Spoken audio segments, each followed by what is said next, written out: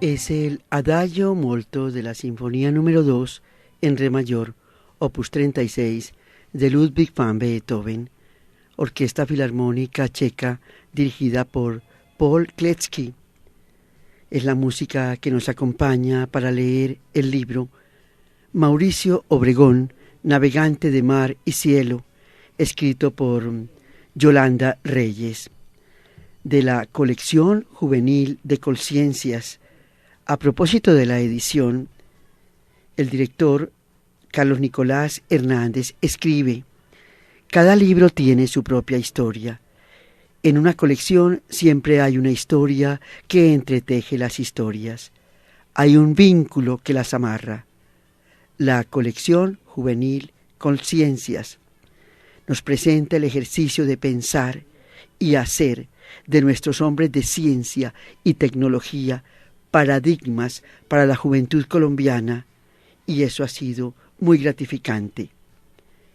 Viajero infatigable, navegante y cartógrafo de mar y cielo, Mauricio Obregón asumió la tarea de reconstruir las rutas de Colón, Magallanes y Odiseo, desatando nudos de la ciencia y atando cabos de la poesía griega y de la imaginación iberoamericana. Vivió la opción de los peligros y descifró en las mareas altas y en los cúmulos su verdadera condición de navegante. Su pedagógico sentido de la ciencia lo llevó a la cátedra magistralmente a través de la historia de los descubrimientos. Pero hay algo más admirable en él a la luz de nuestras necesidades nacionales: su vocación por democratizar el acceso al conocimiento a través de sus propias prácticas al servicio del país. Tanta sabiduría junta nos hace pensar que Mauricio Obregón fue un ciudadano del Renacimiento y un hombre a carta cabal del siglo XX.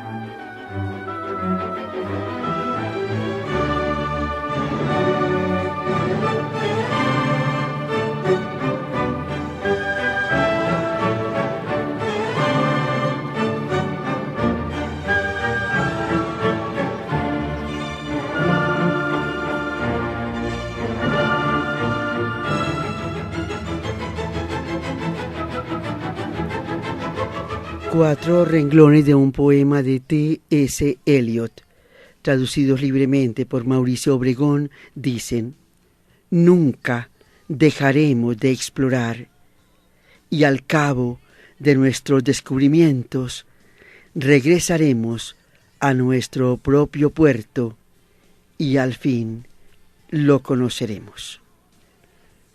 Y comienza la magistral escritora Yolanda Reyes, luego de una rigurosa investigación y un placer por la escritura, su punto cero, la introducción. Antes de embarcarte, intrépido lector o intrépido oyente, cierra los ojos. Puedes leer con los ojos cerrados. Imagina un mar. En el comienzo está el mar. Del mar venimos y es posible que al mar regresemos algún día. Es jueves por la mañana. El año es 1998. El mes, febrero. Pero este es un jueves especial, uno de esos días que no se repiten. ¿Recuerdas qué hiciste el jueves 24 de febrero de 1998? Era un día de eclipse. Seguramente no hubo colegio, lo que prueba que no era un eclipse cualquiera, sino un eclipse importante. El lugar de la historia es Punta Gloria, una pequeña playa del Mar Caribe cerca de Santa Marta. El Caribe, tan manso en otros lugares, suele alborotarse allá. A veces parece tan bravo como ese mar océano al que desafiaron tantos hombres, descubridores y navegantes de distintos tiempos. Un viento fuerte mece las olas. Y si tienes los ojos cerrados puedes mirar. En la playa hay una casa. En el reino de la imaginación, en esa casa soñó y miró las estrellas cuando no estaba de camino un hombre de profesión navegante.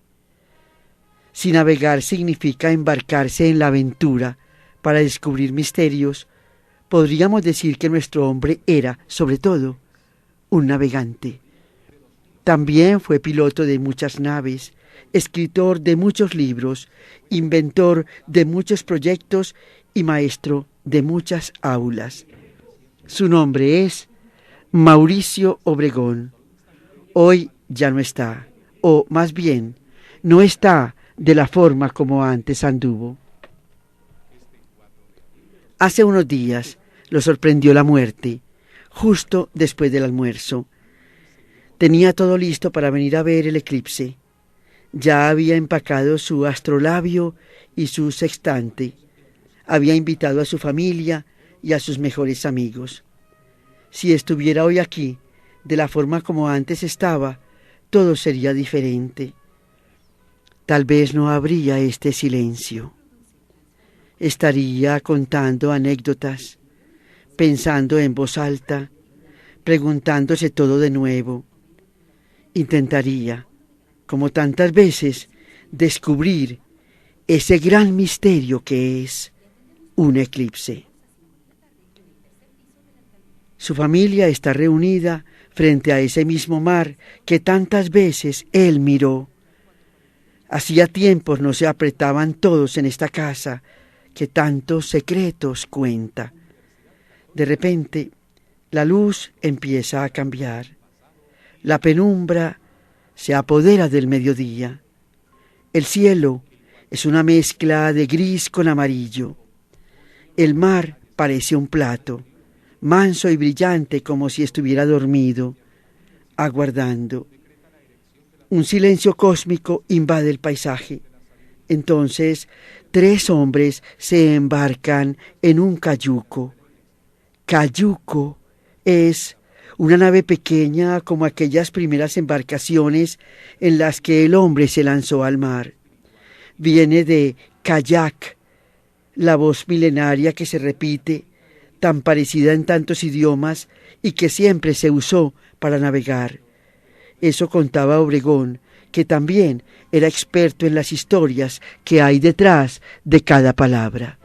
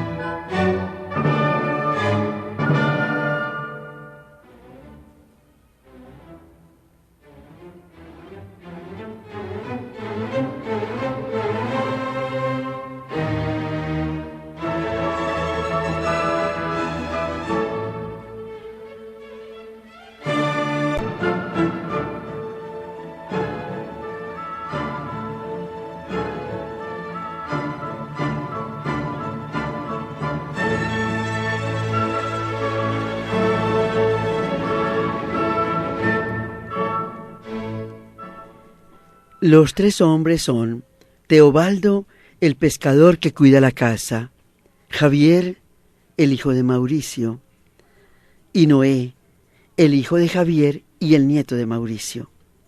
Noé tiene 5 años y un nombre muy antiguo de navegante.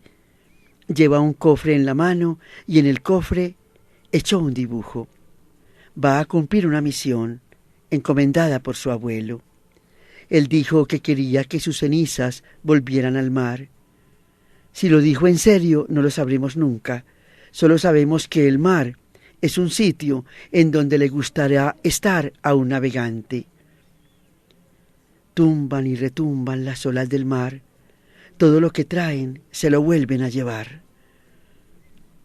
El canto monótono del mar parece repetir la letra de ese vallenato triste que una vez compuso Obregón para darle palabras a las olas.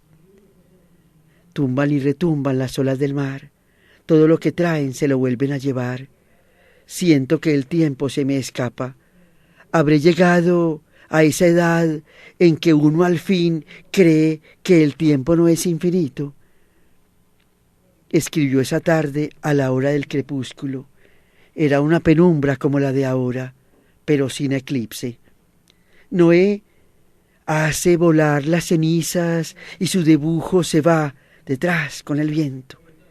El eclipse dura lo necesario para terminar la tarea y volver a la playa. Y cuando la luz vuelve a ser la misma luz brillante del Caribe, y cuando el mar vuelve a ser el mismo mar fuerte de siempre, los tres hombres están de regreso. Varias avionetas pasan por la casa, con un vuelo que peina las olas. Son los amigos de Obregón que quieren despedirse de él, recordando esa forma tan suya de andar por el mundo. Primero se elevaba para mirar con otra perspectiva y luego se acercaba para estar presente, para probar y comprobar. Iba y venía, y siempre compartía lo viajado y lo vivido. Nunca estuvo quieto, como Odiseo, uno de sus héroes. Murió habiendo vivido. Ahora que Mauricio Obregón regresa a su mar Caribe, a ese mar que tanto amó, comienza para nosotros la aventura a bordo de su vida. Nada mejor entonces que iniciarla con sus propias palabras. Antes de que te me quedes en tierra, lector, oyente, zarpemos.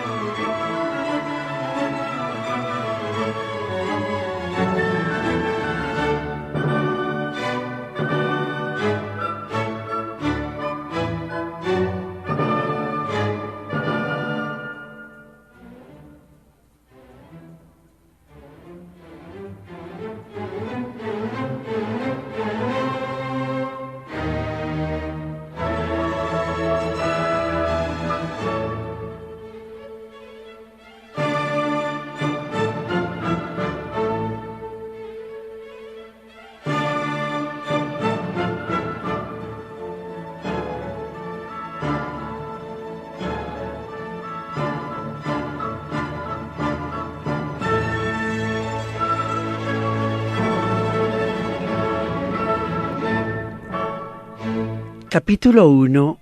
Los orígenes de la travesía. Según el diccionario, biografía es la historia de una vida, y para contar la historia de una vida, propia o ajena, se aconseja empezar por el comienzo. Pero, ¿cuál es el comienzo si cuando nacemos ya hay mucho camino recorrido? Hay un padre y una madre, quizá unos hermanos y también hay tíos y primos, y abuelos y bisabuelos y un larguísimo etcétera. Por supuesto, detrás de cada uno de ellos hay muchas historias. Y esas historias, a la vez, están enmarcadas en otra historia, con mayúscula, que es la historia de los países y del mundo. Por el lado de la geografía, el asunto tampoco es sencillo. Hay un lugar de nacimiento, una calle específica, un pueblo, una ciudad, un país, un continente, una latitud y una longitud. Hay unas estrellas, unos vientos, unos mares y otras coordenadas que determinan la posición de cada ser vivo en este planeta. Pero se puede nacer en un sitio y ser de varios lugares a la vez, o no ser bien de ningún lugar. Existe gente que no tiene tan claras las fronteras, gente que usa pasaportes de distintos colores, con varias nacionalidades. Un día se embarca con el pasaporte azul, otro día con el verde, y eso puede depender de razones misteriosas como el olor del viento o el estado de ánimo. En fin, todo resulta más enredado de lo que parece y las piezas de la vida nunca encajan del todo. Por eso, en las biografías como en los rompecabezas, es mejor empezar por las piezas sencillas. Nombre: Mauricio. Apellidos: Obregón Andreu. Lugar y fecha de nacimiento: Barcelona, España, 24 de enero de 1921. Profesión u oficio: ingeniero aeronáutico. Señales particulares: ninguna. Ninguna, imposible. Madre: Madronita Andreu, natural de Barcelona, de nacionalidad española. Padre: Mauricio Obregón Arjona, nacido en Barranquilla, nacionalidad colombiana. Aunque el comienzo parece fácil, como en cualquier documento de identidad, las apariencias engañan. Mauricio Obregón nació en Barcelona, vivió allí sus primeros años y además una parte de él era española por el lado materno. En realidad, a Colombia solo venía de vez en cuando para vacaciones. A vivir, lo que se dice vivir, solo llegó cuando era un hombre y él mismo lo decidió. Aún así, es difícil encontrar un colombiano tan convencido y a la vez es difícil encontrar un ciudadano de tantos lugares. En cualquier parte se movía como pez en el agua. Hablaba, soñaba y contaba historias en varios idiomas. Esa facilidad para ser de muchos sitios debió heredarla del lado paterno. Cuando viajar era muy difícil y cualquier lugar del mundo quedaba lejísimos, a muchas semanas en barco, el padre de Mauricio había dejado su Barranquilla natal para vivir en Europa. La verdad, no era el colombiano típico de hace 2 siglos. No solo se repiten los nombres en esa familia. Hay otros rasgos de los Obregón de Barranquilla que andan por ahí atravesando generaciones.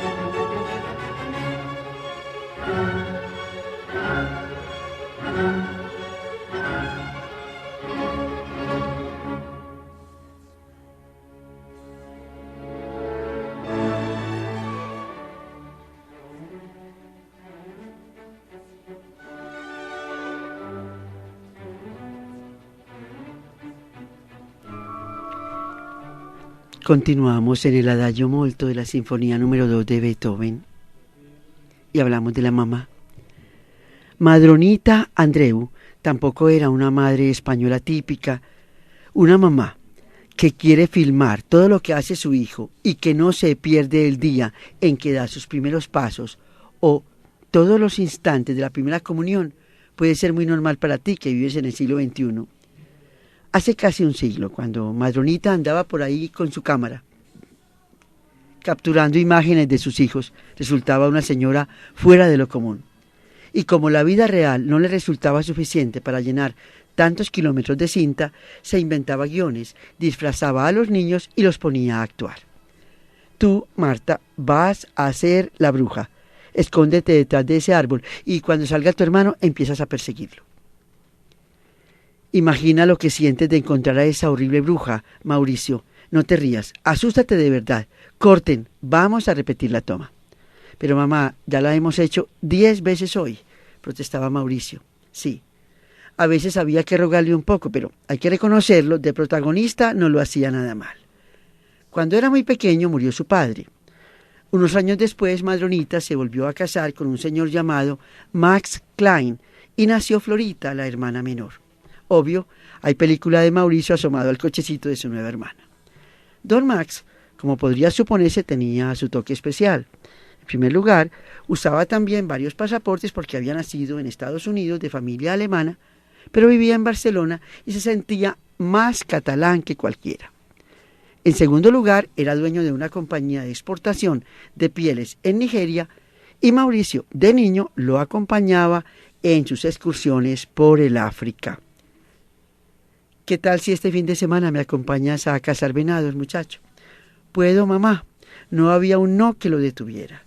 Ya en esa época ni las fronteras geográficas ni las de la imaginación eran para él verdaderas fronteras. El mundo era simplemente un lugar posible. Desde la orilla de su hogar, el mar Mediterráneo le traía las voces y las historias de los héroes griegos de sus libros preferidos, y Mauricio se imaginaba que algún día, como Jasón y Odiseo, saldría a navegar para descubrir el mundo. En una biblioteca cercana a su casa encontró un atlas enorme y sus ojos podían perderse durante horas enteras en ese mapa antiguo que le fascinaba, donde el mundo se veía muy distinto al de ahora. Estaba lleno de enigmáticas tierras, con letras escritas al revés como jeroglíficos y con los continentes esperando a que vinieran los viajeros intrépidos a completarlos. Este va a ser navegante, le decía don Max a Madronita, y Mauricio pensaba que era un chiste. La verdad, le gustaría ser pintor.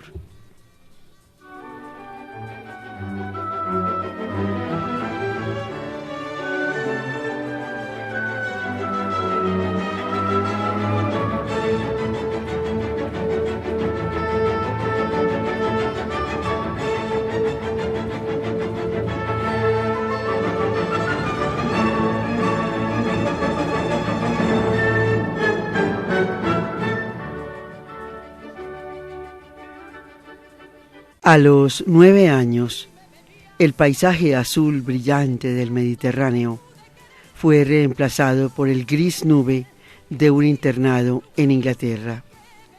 El internado de Mauricio se llamaba Stonyhurst y era como un castillo de fantasmas con las paredes gruesas y heladas. Claro que después del primer impacto no todo era tan terrible. Había cosas divertidas como las travesuras y sobre todo la compañía de Alejandro y Rafael Obregón, sus primos barranquilleros que compartieron con él los años de internado. Los tres eran muy diferentes desde niños, pero tenían, además de eso que se llama aire de familia, una especie de hermandad secreta, una intuición especial que los hacía ver el mundo como un lugar brillante y de colores. En la penumbra del internado, esta era una forma bastante fuera de lo común de ver el mundo. Desde entonces, Mauricio era el primo intelectual, un amante de los libros que no se conformaba con devorarlos enteros, sino que los leía entre líneas y quería vivirlos más allá de las líneas. Era bueno para los idiomas y para toda clase de inventos y experimentos. Alejandro, que luego se convirtió en un pintor famoso del que seguramente, oyente, lector, habrás oído hablar o habrás visto algunos de sus cóndores, demostraba ya una capacidad artística extraordinaria que podía hacerlo pasar por estrambótico y rebelde, aunque era muy introvertido y hablaba lo estrictamente necesario. Rafael, el primo mayor, era desde siempre un constructor de mundos. De hecho, cuando creció, se convirtió en arquitecto, no solo de casas, sino también de barcos, de casas mágicas y de enormes edificios. Para los tres, el mundo era un lugar para crear. No se tragaban el cuento, más bien estaban ahí para inventarlo. Tenían un espíritu libre. Y para ver otros horizontes, Rafa diseñó un refugio secreto en un árbol, que era como un barco privado con 3 puestos. A veces de noche, los 3 primos salían sigilosamente por las ventanas del dormitorio, atravesaban el patio y se embarcaban en el árbol a mirar el mundo más allá de los muros. Mientras se daban un banquete de galletas, sardinas y gaseosas que habían ido escondiendo, conversaban y hacían planes para el futuro. Mauricio hablaba de todas las carreras que le gustaría estudiar y pensaba en todas las universidades a las que iría, mientras Alejandro contaba los días que le quedaban de colegio. Los colegios son como reformatorios, decía. Deberían durar 1 o máximo 2 años mientras enseñan lo básico, a leer y escribir, a sumar y restar. Lo demás lo aprendes en otro lado. Tanta educación te corta las alas y te impide pensar por ti mismo. No veo la hora de ser libre. Algún día vamos a ser libres para navegar por el mundo entero en un barco, lo consolaba Rafael. Yo me comprometo a construirlo, igual a este, pero de verdad, van a ver. Y que Mauricio haga el radio del barco como los que fabrica ahora, decía Alejandro. Yo me encargo de llenarlo de colores. Caramba, el radio, gritaba Mauricio. Se me olvidó esconderlo debajo de la almohada. Saltaban del árbol y a veces los sorprendían las linternas. Entonces ya se sabía, había que madrugar a hacer cola frente al despacho del prefecto. A continuación, el movimiento número 2, el larghetto de la Sinfonía número 2 en re mayor, opus 36 de Ludwig van Beethoven.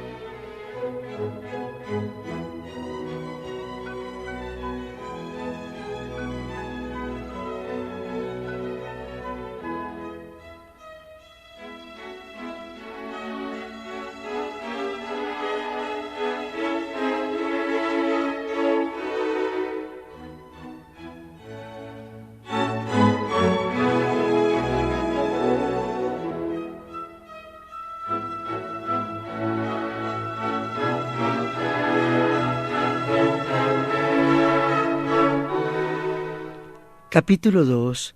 Alas para no quedarse en tierra. Mauricio Obregón creyó siempre en los grandes saltos. Mucho después, cuando fue mayor y él era profesor, comenzaba su clase de Historia de los Descubrimientos, explicando a sus alumnos cómo cada descubrimiento de nuevas tierras significaba un gran salto en la historia de la humanidad, pues al ampliarse las fronteras de lo conocido, se ampliaban también para los hombres las formas de ver y de entender el mundo. Durante su etapa de estudiante, él vivió la teoría de los grandes saltos en carne propia. ¿Estás listo para saltar con él? ¿Estás lista, amable oyente? El primer salto es un océano entero, el que separa a Europa de América. Brincamos la tapia del internado de Stonyhurst, pasamos un tiempo en Oxford, luego salimos de Europa, que vive la Segunda Guerra Mundial, y aterrizamos en Boston, una ciudad universitaria al otro lado del mundo, en Estados Unidos. Segundo salto, el tiempo de crecer. Estamos en 1940 y el niño de internado inglés es ahora un joven universitario con todas las puertas del conocimiento esperándolo. Su vieja costumbre de preguntárselo todo se llena con nuevos interrogantes. Su primera pregunta, la típica, la que nunca terminará de resolver, es ¿qué estudiar? Le gusta la arquitectura, le interesa el arte, la ciencia lo seduce, los libros siguen alimentando su imaginación.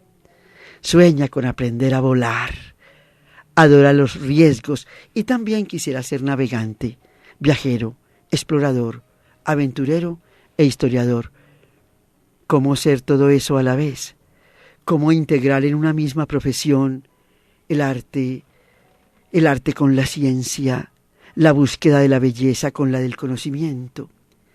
¿Cómo inventarse una historia que no sea solo para estudiarla en los libros, sino también para vivirla y recorrerla? ¿Hasta dónde respetar las fronteras entre el arte y la técnica, entre los libros y la vida? Empieza con arquitectura y después de un tiempo se decide por ingeniería aeronáutica. Pero esa decisión no significa dejar de lado sus viejas pasiones. Al contrario, aprender a volar es como encontrar alas para su imaginación y para su necesidad de conocimiento. La experiencia de flotar por los aires le da una nueva perspectiva. Ese es el tercer salto, el que le hacía falta para seguir alimentando su vieja costumbre infantil de leer más allá de los renglones del libro.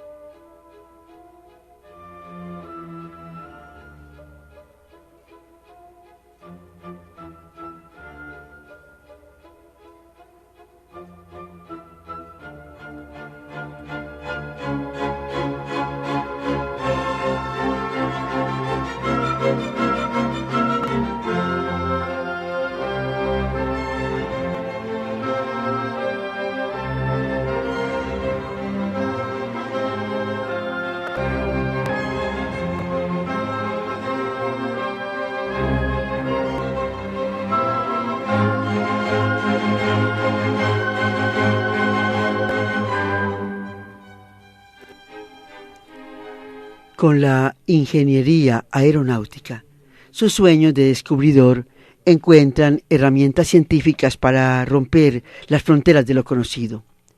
Entonces descubre que tendrá que darse él mismo su propia profesión, una profesión que no parece posible para un hombre de su tiempo. Sus compañeros de universidad, a simple vista, parecen más serios. Quieren ser especialistas en un solo tema y esconden la cabeza entre los libros de la gran a estudiar, como si estudiar significara hibernar semestres enteros y saber cada vez más sobre cada vez menos. Para él, en cambio, estudiar tiene que ver con el mundo. De lo contrario, no tiene sentido.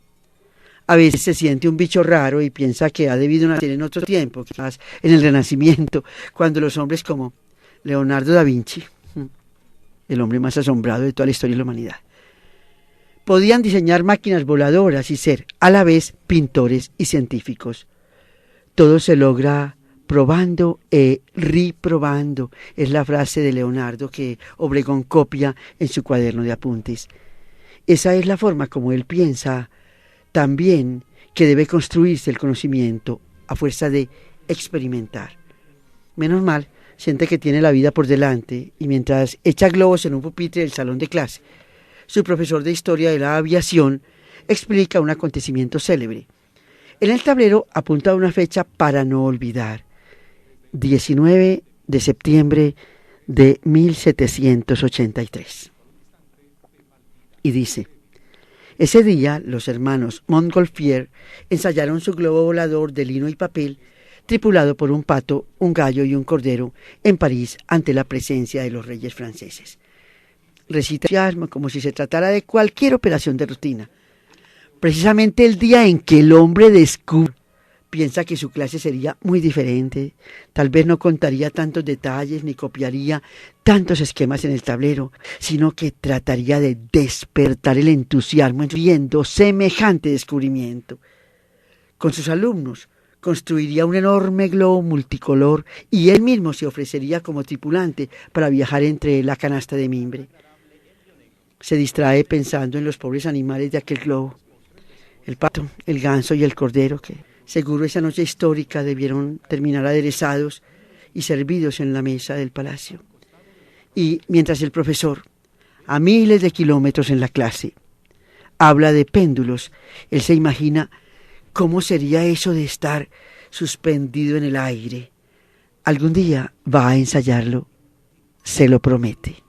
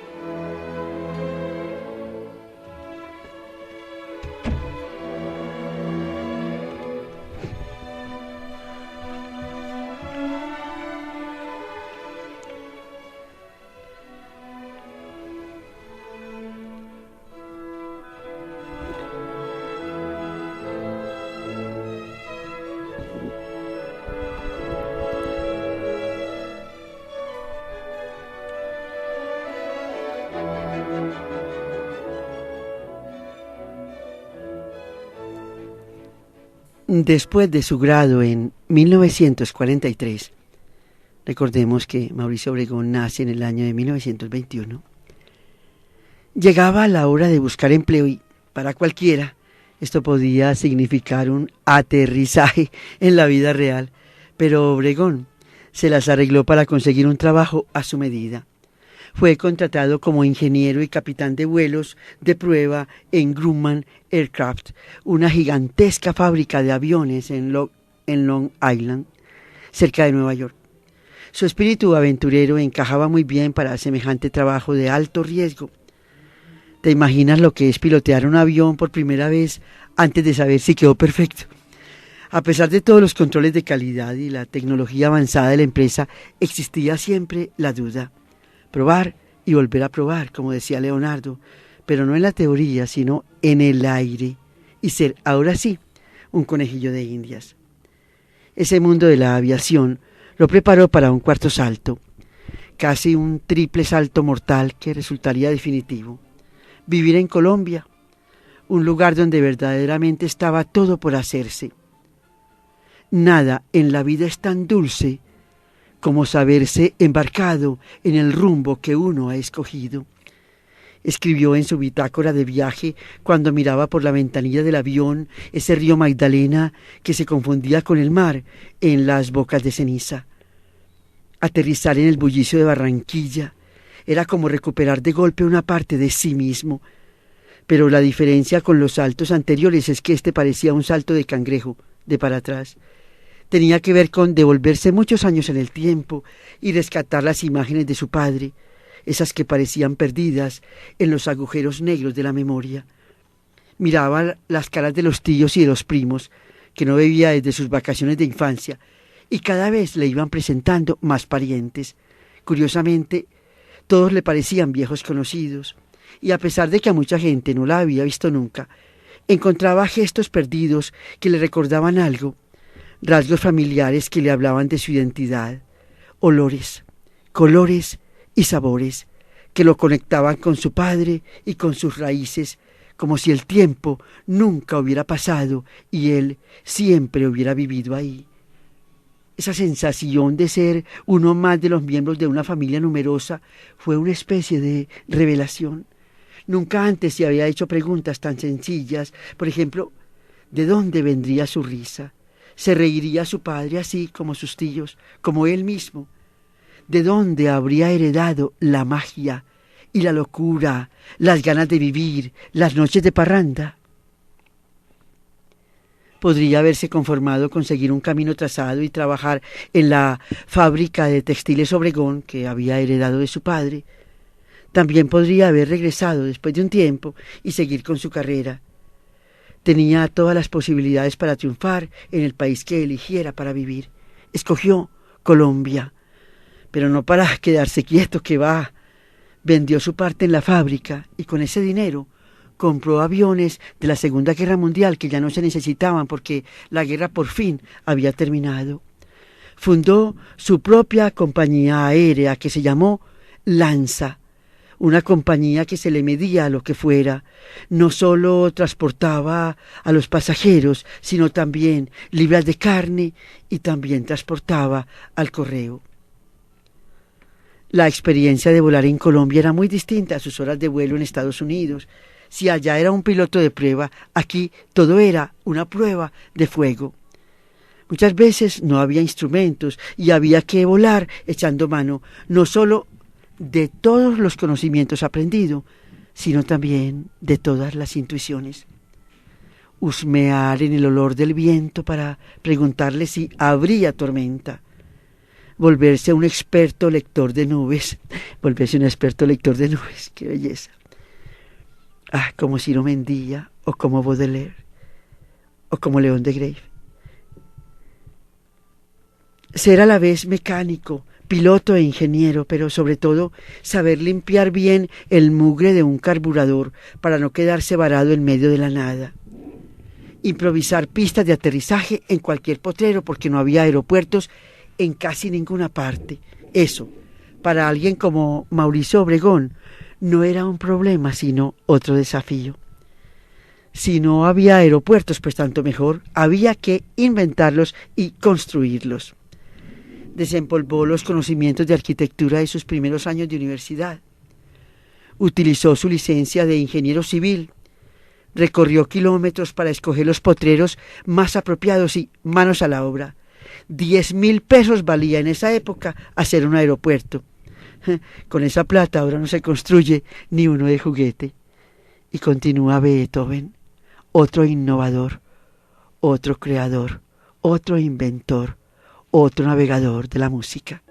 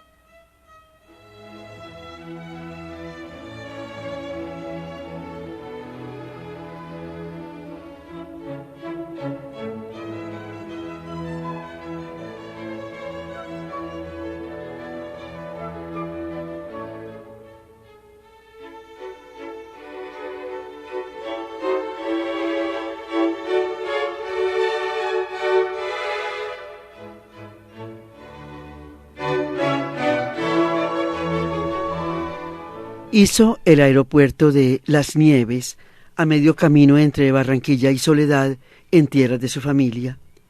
Y a ese le siguieron otros en muchos lugares. Para poder visitar tantas obras tenía su propio método. Usaba unas tablas de madera para subir su pequeño Ford a cualquier avión y andaba de un lado a otro recorriendo el país. Un día estaba en un avión anfibio, amarizando en San Andrés en busca de un potrero para hacer pista. Otro día su avioneta monomotor estaba a punto de vararse en La Guajira por falta de gasolina. Entonces aterrizaba en una duna y ensayaba gasolina para camión, la única que se conseguía. Como no le resultaba el truco, terminaba pidiendo una hamaca prestada a los indios Wayuu. La colgaba de una de las alas y pasaba la noche oyendo sus historias, mientras compartía la sopa de ostras que preparaban sus nuevos amigos. A medida que recorría, palmo a palmo, el mapa del país, iba encontrando cada vez más proyectos. En Leticia se maravillaba al comprobar que Colombia, en lugar de 2 mares, tenía 3, porque el río Amazonas definitivamente era uno de los grandes mares del mundo. En el Chocó descubría que era posible hacer un canal interoceánico para descongestionar el canal de Panamá. Pero ese proyecto que se le empezó a meter en la cabeza desde entonces necesitaba más tiempo. Por ahora estaba preocupado por darle alas sólidas a la aviación. Y es que si no había aeropuertos tampoco había reglamentos de vuelo. A la falta de instrumentos técnicos se sumaba también la falta de normas claras, y esa improvisación causaba muchos accidentes. Después de uno muy grave que hubo en el Tablazo, Mauricio Obregón se dio cuenta de la necesidad urgente de hacer un reglamento y lo hizo. Publicó un manual de reglamentos aéreos en 1947. Escribió el reglamento de la aeronáutica civil y en ese mismo año fue su primer director. A la vez fundó el Aeroclub de Colombia y mientras tanto también practicaba con un grupo de amigos en la creación de la Universidad de los Andes, porque estaba convencido de que el país necesitaba una universidad diferente. Ese sí que podía ser un gran salto para el país, hacer posible una nueva forma de conocimiento. El sueño de abrir las fronteras también tenía que aterrizarse en la tierra. Con tanto volar, crear y soñar despierto, uno se pregunta, ¿a qué horas dormiría?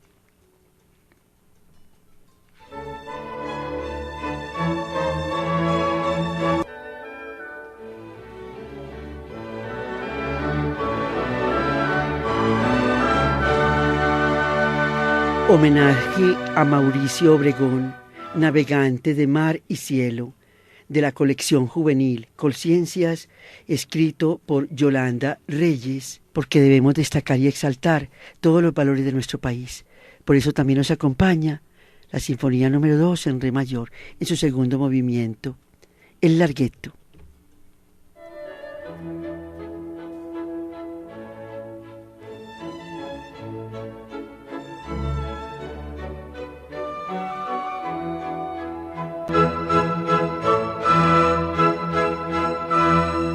No se nos vayan a perder el segundo programa de esta historia.